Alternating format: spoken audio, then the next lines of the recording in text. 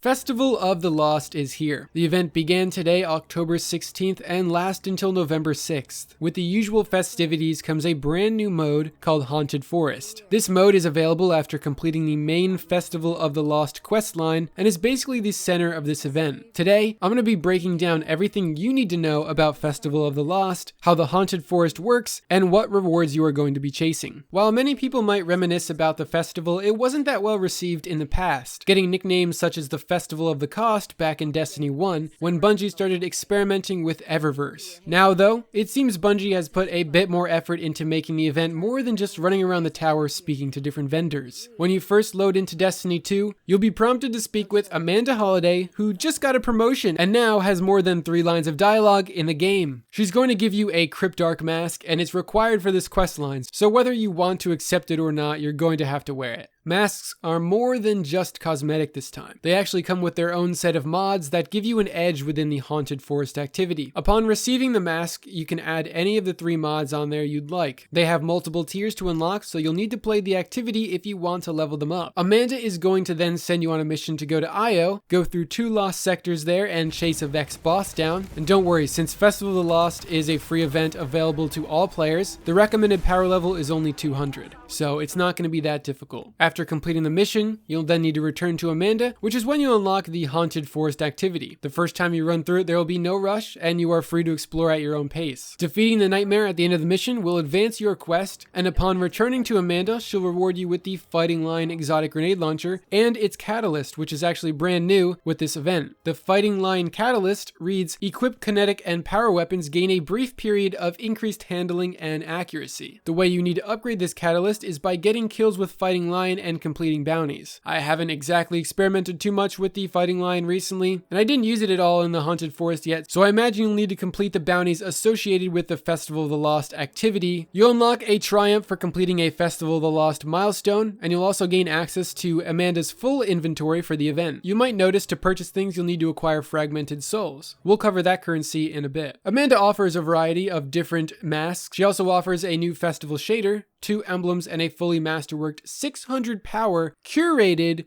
origin story, or as it's called now, horror story. It comes with tier 10 reload speed and has Rampage, Zen Moment, and Flared Magwell. Amanda also has a second page of her inventory if you scroll to the right, with 5 daily bounties and a weekly bounty. Do not forget to pick these up. Now that you have completed the quest line, you have full access to the Haunted Forest activity. There are 2 versions, both at 200 power. The only difference between these 2 variations being the first one has matchmaking and the second one doesn't. So if you want to go in alone for some reason or without randoms, pick the Firewalled Haunted Forest. I would highly recommend using the matchmaking system if you don't already have a full fire team, because this activity isn't that easily soloed even at 200 power. Now let's go over what the Haunted Forest is and why it's kind of the center point for this event. Heads up, this segment will contain spoilers for the activity. The Haunted Forest is essentially just the Infinite Forest, except someone turned off the lights. Alright, it's a little bit cooler than that. You are timed, and after clearing enough enemies, you are teleported to a boss arena where you have to kill a nightmare, which is the biggest guy in the room basically. After killing the boss, you are sent back to the beginning of the forest and a new pathway is generated for you.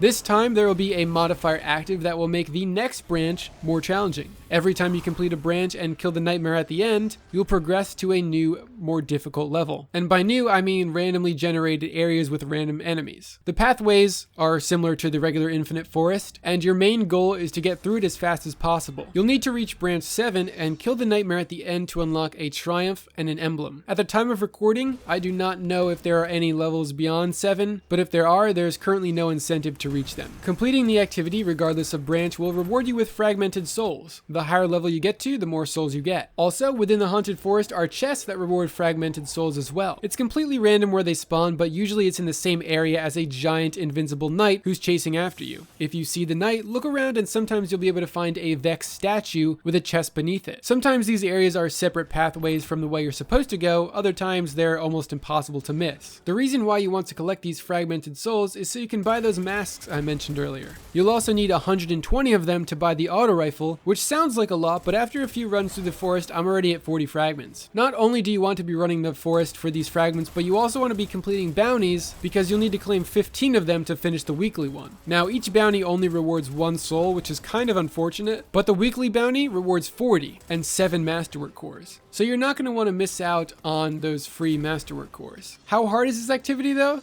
Well, the recommended power is 200 like I mentioned, but don't let that fool you. There are modifiers in this activities when you get to certain levels, such as glass, blackout, attrition, and grounded. They do make it a lot more difficult than you think. Of course, they're all the annoying modifiers, but you know, it has to be challenging somehow. The first few rounds are nothing, but depending on the enemies you get, like an army of sniper shanks or boomer knights, it can be very deadly once you start getting up into those upper levels. Like I mentioned before, your goal is to just clear each branch out as fast as possible. You have 15 minutes to get as far as you can, and you only need to kill enough enemies on each branch to reach 100%. This means if you find yourself struggling on a section and the next area is open, which you'll know if it's open because it has a giant white barrier where you can open the door versus a red one, you can just skip groups of enemies if you want to. You don't have to fight every single dude in one area, you can just move to the next one and start killing more guys if it's easier for you. You'll sometimes cross paths with glowing red demons. They need to be killed to progress to the next stage and unlock the next area. As soon as you hit that 100% from killing enough guys, you'll be teleported to the nightmare room. Now, what happens if time runs out? Well, upon the timer reaching 0, you will not fail or be kicked to orbit, but rather you will get no respawns. You can revive teammates and be revived, you just aren't able to respawn yourself. If you are not at the boss, the game will not end until everyone dies, or you complete the branch, whatever happens first. I don't know exactly what happens if everyone wipes, as that hasn't happened to me yet, but if you're out of time, just be cautious, because you don't want to be running in there and trying to kill everything and end up dying immediately. If you do end up beating the nightmare and are teleported to a long pathway with a glowing chest at the end, watch out, because if you fall down while trying to run to the chest, you'll be met by an unhappy and very hungry beast. There is no winning this cage match, as the nightmare is invincible.